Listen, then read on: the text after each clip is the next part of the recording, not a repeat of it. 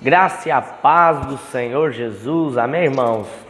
Estamos aqui em mais um dia de devocional, estudando o livro de Marcos. Hoje nós vamos falar sobre o capítulo 13 e 14 de Marcos. Bom, o capítulo 13, ele começa falando sobre um sermão profético. Sei que muitos irmãos pensam que só o livro de Apocalipse é um livro profético. Mas, realmente, ele é o único livro que é totalmente profético.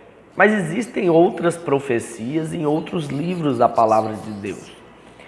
É interessante que o Antigo Testamento, o maior foco dele era profetizar a respeito de Jesus.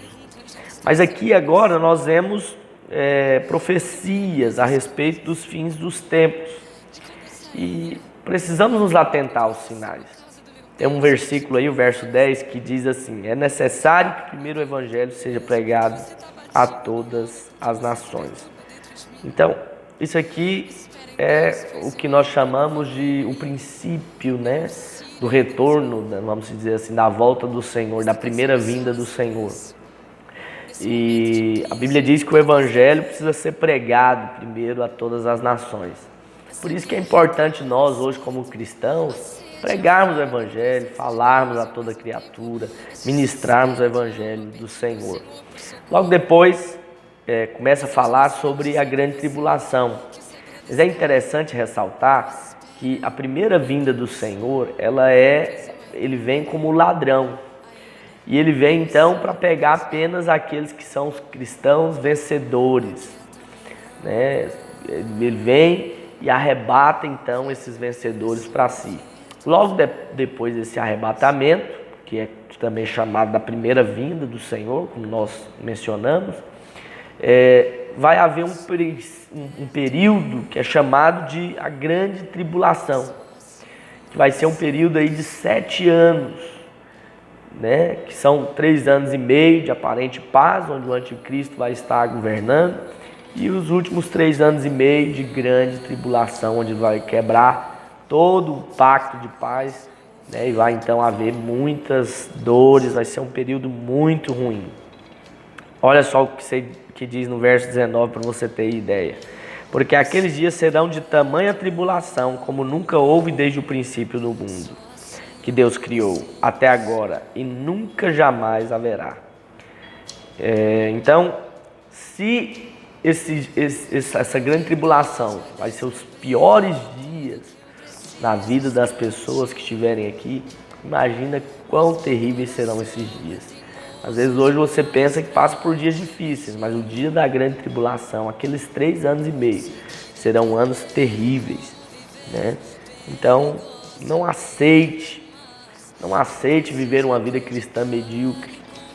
Não aceite nada que não seja o melhor de Deus para a sua vida. Pois eu creio que grandes coisas o Senhor pode fazer por meio de você, em nome de Jesus. Amém? E no capítulo 14, nós vemos aqui algumas coisas muito interessantes.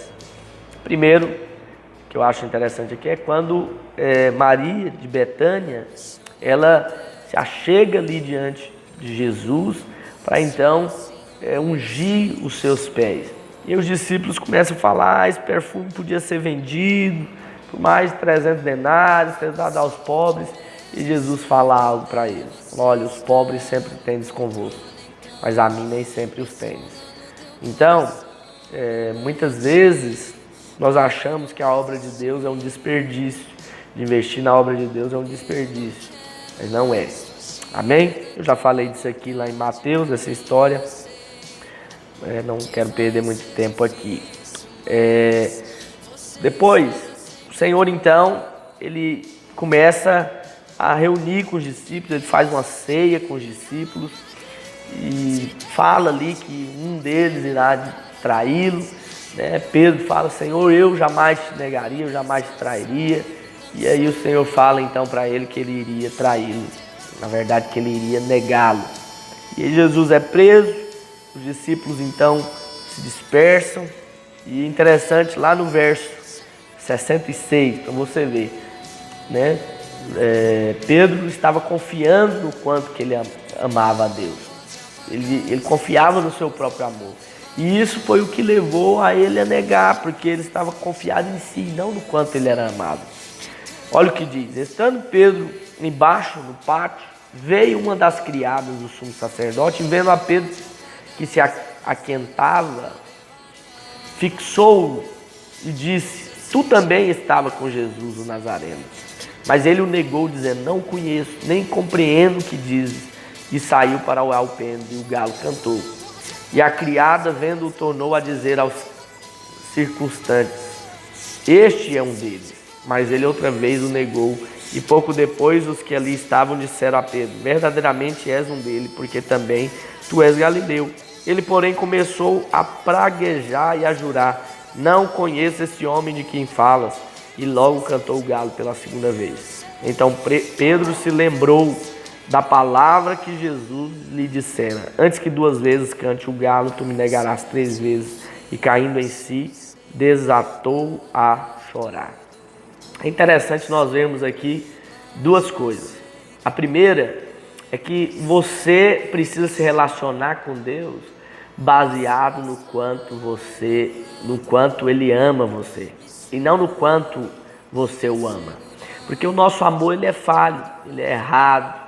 Muitas vezes você ama alguém, você deixa de amar no outro dia porque ela pisou no seu calo, mas o amor de Deus por nós jamais mudará. Então a primeira coisa que nós temos que entender aqui é isso: confie no amor que o Senhor sente por você e não no que você sente por Ele. Porque às vezes você vai se apegar em momentos que você está irado, chateado até mesmo com o próprio Deus, entende? E a segunda coisa que eu quero pontuar aqui é a diferença de Pedro para Judas.